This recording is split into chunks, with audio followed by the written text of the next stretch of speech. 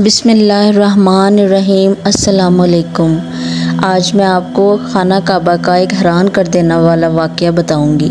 हजूर अकरम सल्लल्लाहु अलैहि वसल्लम की उम्र मुबारक 35 साल हुई तो मक्का में ज़बरदस्त सैलाब आया।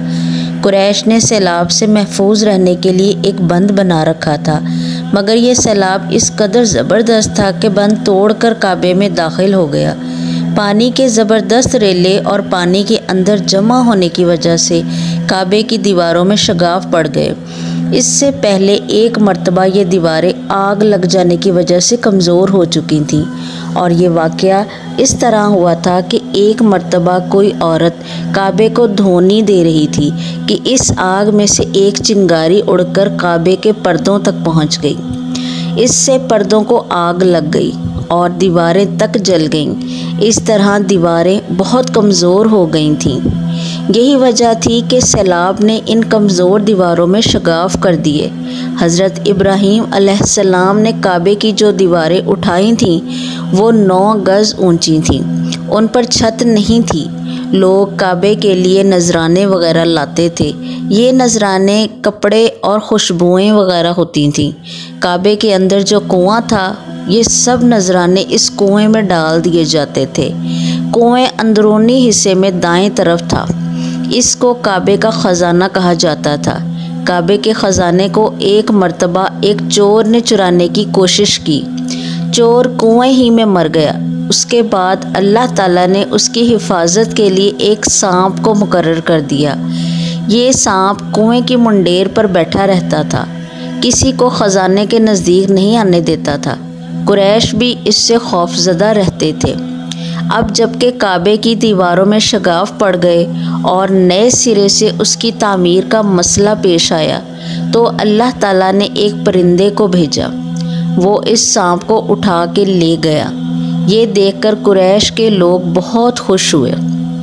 अब उन्होंने नए सिरे से काबे की तामीर का फ़ैसला कर लिया और प्रोग्राम बनाया कि बुनियादें मजबूत बनाकर दीवारों को ज़्यादा ऊंचा उठाया जाए। इस तरह दरवाज़े को भी ऊंचा कर दिया जाएगा ताकि काबे में कोई दाखिल ना हो, सिर्फ वही शख्स दाखिल हो जिसे वो इजाज़त दे।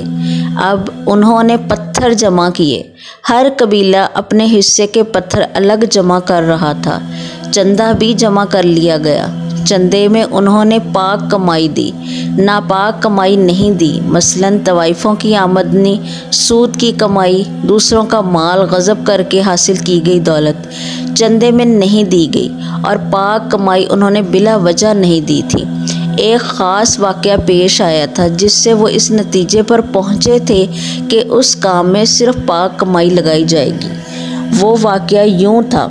एक कुरैशी सरदार अबू वहब उमर बिन आबिद ने जब ये काम शुरू करने के लिए एक पत्थर उठाया तो पत्थर उसके हाथ से निकलकर फिर उसी जगह पहुंच गया जहां से उसे उठाया गया था।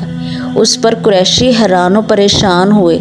आखिर खुद वहब खड़ा हुआ और बोला, ए गिरोह कुरैश, काबे की बुनियादों में सिवाय पाक माल के कोई दूसरा माल शामिल मत करना। बैतुल्लाह की तामीर में किसी बदकार औरत की कमाई, सूद की कमाई या ज़बरदस्ती हासिल की गई दौलत हरगिज़ शामिल ना करना। ये वहब हजूर सल्लल्लाहु अलैहि वसल्लम के वालिद हज़रत अब्दुल्ला का मामू था और अपनी कौम में एक शरीफ आदमी था। जब कुरैश के लोग खाना काबा की तामीर के लिए पत्थर ढूंढ रहे थे तो उनके साथ हजूर सल्लल्लाहु अलैहि वसल्लम भी पत्थर ढूंढने में शरीक थे। आप सल्लल्लाहु अलैहि वसल्लम पत्थर अपनी गर्दन पर रख कर ला रहे थे। तामीर शुरू करने से पहले कुरैश के लोगों ने खौफ महसूस किया कि दीवारें गिराने से कहीं उन पर कोई मुसीबत नाजिल ना हो जाए।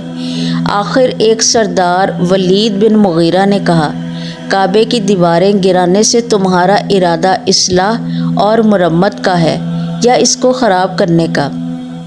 जवाब में लोगों ने कहा, जाहिर है हम तो मुरम्मत और इस्लाह चाहते हैं। ये सुनकर वलीद ने कहा, तब फिर समझ लो अल्लाह ताला इस्लाह करने वालों को बर्बाद नहीं करता। फिर वलीद ही ने गिराने का काम की इब्तदा की, लेकिन उसने भी सिर्फ एक हिस्सा ही गिराया ताकि मालूम हो जाए कि उन पर कोई तबाही तो नहीं आती। जब वो रात खैरियत से गुजर गई तब दूसरे दिन सब लोग उसके साथ शरीक हो गए और पूरी इमारत गिरा दी गई, यहाँ तक कि उसकी बुनियाद तक पहुँच गए। ये बुनियाद हज़रत इब्राहीम अलैहिस्सलाम के हाथ की रखी हुई थी। हज़रत इब्राहीम अलैहिस्सलाम ने बुनियादों में सब्ज़ रंग के पत्थर रखे थे। ये पत्थर ऊँट के कोहान की तरह थे और एक दूसरे से जुड़े हुए थे। इन लोगों के लिए उनको तोड़ना बहुत मुश्किल काम साबित हुआ।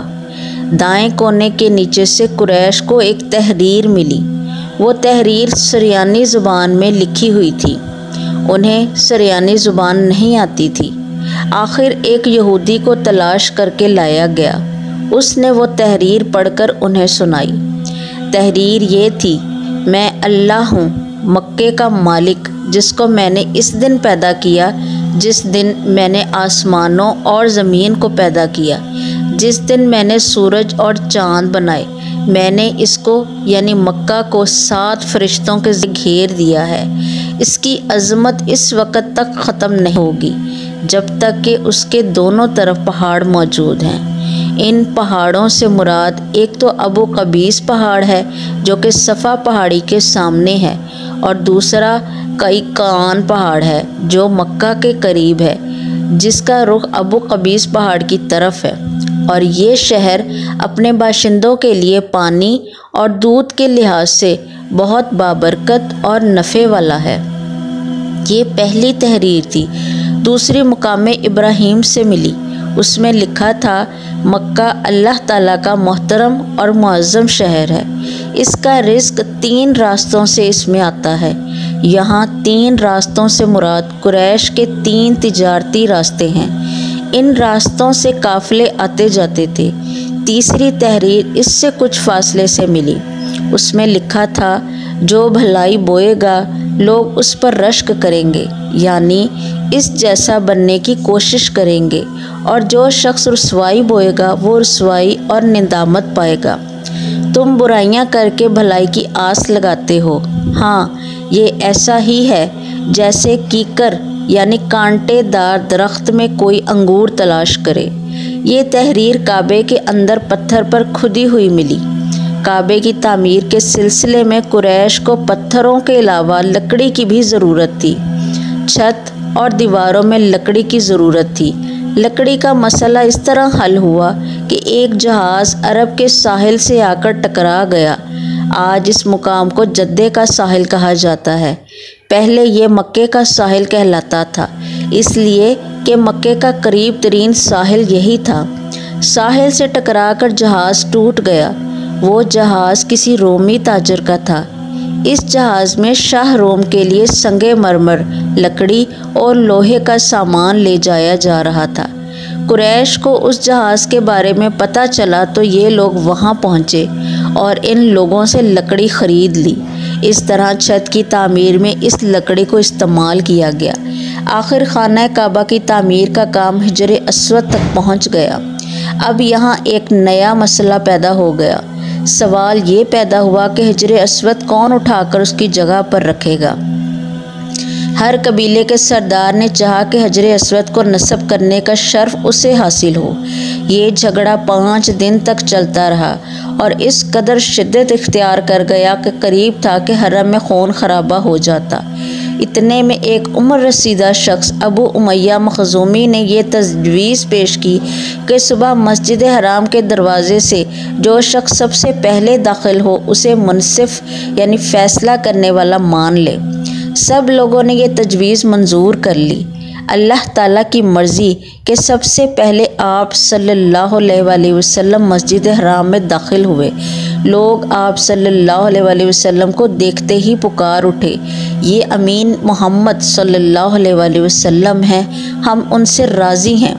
आप सल्लल्लाहु अलैहि वसल्लम को मामले की तफसील बताई गई तो आप सल्लल्लाहु अलैहि वसल्लम ने एक चादर मंगवाई जिसमें अपने दस्ते मुबारक से हजर अस्वद को रखा और तमाम कबाइल के सरदारों से कहा, तुम लोग इस चादर को किनारों से पकड़कर उसे हजर अस्वद के मुकाम तक ले चलो। जब वो वहाँ ले गए तो आप सल्लल्लाहु अलैहि वसल्लम ने अपने दस्ते मुबारक से हजर अस्वद को उठाकर उसकी मुकर्ररा जगह पर नस्ब फरमा दिया। आप सल्लल्लाहु अलैहि वसल्लम की इस मामला फहमी और दानिशमंदाना फ़ैसले से सारे कबीले बेहद मसरूर और मुतमईन हो गए। हजूर सल्लल्लाहु अलैहि वसल्लम की इस दानिशमंदी से वो कबीले एक खूनख्वार जंगबंदी से बच गए, वरना वो उखड़ लोग तो मरने मारने के लिए तैयार होकर तबाही के दहाने पर पहुंच चुके थे। वो जाहिल लोग जो ज़रा ज़रा सी बातों पर तलवारें तान कर तसादुम के शोलों में कूद पड़ने के आदी थे, भला इज़्ज़त और नामूस के इतने बड़े मामले पर सब्र तहम्मुल और सहमो फहमो फिरासत से कैसे काम ले सकते थे। हजर अस्वद के इस मशहूर वाक़े को बहुत तारीख़ी अहमियत हासिल है।